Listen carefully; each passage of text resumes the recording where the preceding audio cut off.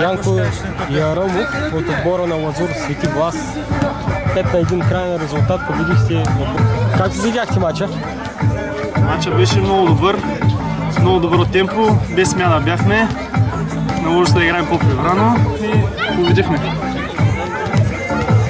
Играта на Каран Стоянов, как бихте я коментирали днес? Страхотен футболист. Номер 1. Някой друг, който да ви направи и на вас впечатление в целия матч? Отличавам целия наш отбор.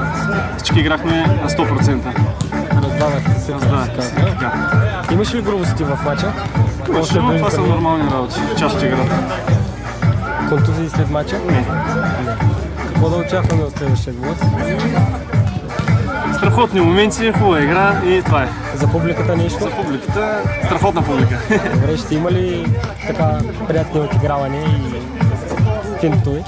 Има колкото искаше за напред, че има. Добре, благодаря, успех.